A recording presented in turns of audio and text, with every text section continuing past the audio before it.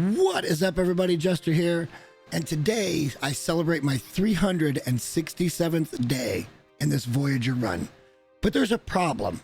This is by far my best run, and I want to celebrate this accordingly.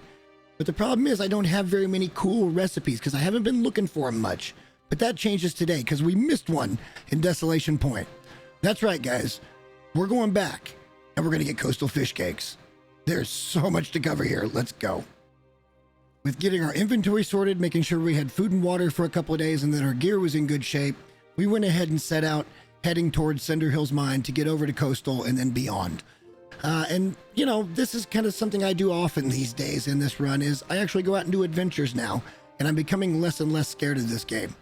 It's still a scary prospect, you know, a big long run and losing it. But these adventures are a great time. And thank you guys for sharing them with me because I really enjoy making them. Sometimes when I'm taking a route that I've taken so many different times, I try to deviate just a little bit at a different angle. And here you can see I find a maple sapling. This is a great find. We're going to get another bow out of the deal. And we're just getting started on this journey. So don't be afraid to get off the beaten path. Something else worth noting on this journey is that the Cinder Hills Mine is one of the best sources of fuel in the game, in my opinion. This is renewable energy in coal. I've picked up 52, 53 pieces here on a full load. And usually about every 30 game days, it will reload. You can come back here after every blizzard. Some of it will respawn. But if you're main basing in Pleasant Valley or in Coastal Highway, this is a must to come here and pick up this coal. We're not going to grab it on the way out, but we will be grabbing it on the way back and taking it home because it's just too valuable to not do so. Reaching Coastal Highway, we had a beautiful day, and I mean, honestly, nothing happens here. So I'm just going to show you me walking down the hill for a moment, and that way you see the passage of time. Thank you for watching. Subscribe to Jester. Business didn't really pick up until we hit Crumbling Highway, and here I know there can be up to 2 wolves, and I figured we'd run into at least one because we were stinky, and unfortunately we broke an arrow taking him down, but we got him one-shotted, and then it was time to move about our business. Another thing worth mentioning, especially for the newer players, is that there is shelter in Crumbling Highway. There is a basement right behind the house that we shot that wolf out in front of. So if you get weather, you can always duck in here and be cool. Once you reach the end of Crumbling Highway, you actually run into yet another coal mine. So for all you newer players, there's a couple of things you can do with this. If you're main basing out of Coastal Highway and or Desolation Point, this is a really good source of fuel. If you're just on your way over here to do the forge to get some arrowheads or the improvised tools, this is the place you want to grab the coal. Again, this is very renewable and it's just too good to pass up on. So we're going to be taking it back to Coastal Highway and using it at our fishing hut. So we have a nice, good, secure place to fish no matter what the weather with plenty of fuel. After making it this far with zero adversity, we had to get some, right? It's the long dark. And I want to know in the comments if you guys have seen this since the latest update, but I feel like the pathing on wolves particularly is just a little bit different. I've seen them zigzagging a lot more lately, and this one's really weird where he basically takes a parallel along a snowbank, and he doesn't even turn until it's time to attack. And I got caught there. I didn't want to take the shot because I was afraid I wasn't going to get a clean shot. He wouldn't die. It's not a huge deal. We're not going to die or anything. But at the end of the day, I'm curious what you guys think as more established players. Is this something new, or is this just kind of always been this way as you've gotten longer into runs? Let me know in the comments. Finally arriving at the lighthouse, we're going to be looking in one of 3 locations for this recipe that we missed last time. The first, right there on the corkboard in the top corner, it could very well spawn there. Or you could potentially have to walk up to the 3rd flight.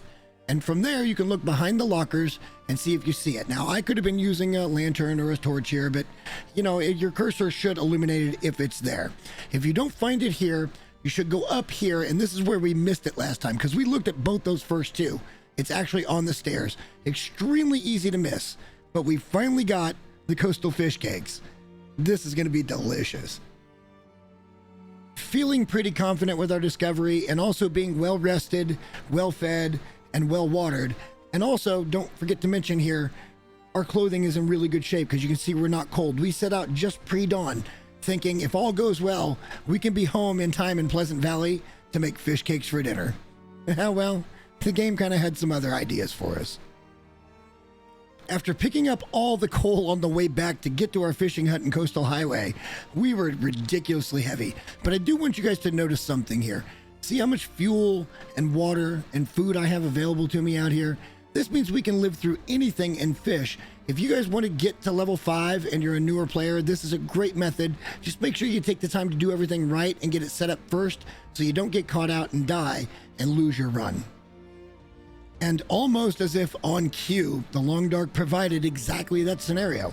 A blizzard hit as I'm fishing, and as we're trying to get the fish back out, I realized, man, I've got a lot of fish here. I just wanted one rainbow trout because I'm pretty sure that's what I need for the recipe, and I wanted a fresh one.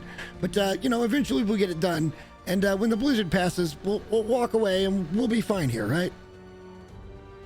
By the time the blizzard had passed, I was so tired, and because we were so tired, we were so heavy, I made a cardinal error in that location, and that is I did not look behind me because the bear had actually spawned right behind me, and it felt like he was gaining ground. After reaching the road and heading towards Quonset, we run into the problem you always do there, and that's wolves. I didn't have time for this, so I just went in and put a rifle round in him, put him down, grabbed my shell. Let's go get to a car and get some sleep. It's our best bet at this point. Finally seeing some daylight and feeling refreshed with sleep, we see the bear is just still here. But I'm pretty sure this bear is actually the one that comes from up by the trailer on our way out. So at this point, I know we're ahead of him, so I want to go in and get my inventory sorted. So that's what we did. And then we took off, and hopefully everything's going to be smooth sailing from here. And, you know, spoiler alert, it's not really, but it's really not even that bad. But we'll cover it just to be, you know, thorough. Exiting Cinder Hill's mine back to Pleasant Valley, we ran into this guy coming down the hill. He's off in here, so just be ready for him with a bow or a gun or whatever you've got. He's not hard to take care of. Luckily for us, we made it all the way back to the barn before we had our next problem, and I could tell already that the weather was turning. And this is the first time I've experienced this, and I thought it was kind of awesome to see. But it actually goes full blizzard as the wolf starts to charge. And I just thought it was kind of neat. As I'm full aimed, it goes full blizzard. We're just going to go ahead and take care of this guy. And we're not going to get home as soon as we want to because I'm not going to blizzard walk. There's no sense. We got food and water and stuff at the barn. Let's just go hang out over there, let this pass, and then we'll get home. Once we did finally make it home, it was time to assemble the ingredients. Rainbow trout, potato, cooking oil, salt, and a little bit of water. And you can make these coastal fish cakes for yourselves. You are also going to need a couple of things, a fire, as well as a skillet. So make sure you have all those things available, and then you can make this anytime you have the ingredients to do so. Now, the other thing about this cooking, especially with these upper level recipes, is they add a whole bunch of other benefits. And for this one, you get added max stamina, which is really nice for a certain amount of game time.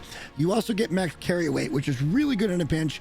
And the one I'm most curious about is the cabin fever. Does this actually make cabin fever go down, or does it just take the base rate down? If you guys know, let me know in the comments because I'm curious how this works.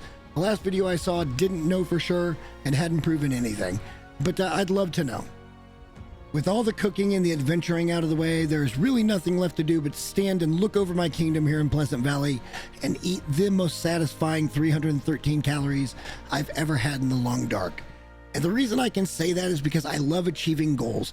And if you guys like doing goals, I'm going to focus on small things. I'm not going to show you how to be the best interloper player. I'm not going to show you how to be the best of anything. I'm just going to show you how you can have fun with this game. And to me, that matters. And if it matters to you, like the video and subscribe because it really does help. It's all free. And it's a wonderful thing that we can have this community. Speaking of community, thank you to Twitch. The link for my Twitch is in the description. Please go follow that. It's absolutely free as well. They have been so welcoming, even though I play on Voyager. It just means the world to me. So thank you guys so much for that. But until I get the next crazy idea in my head, we'll see you next time. Bye.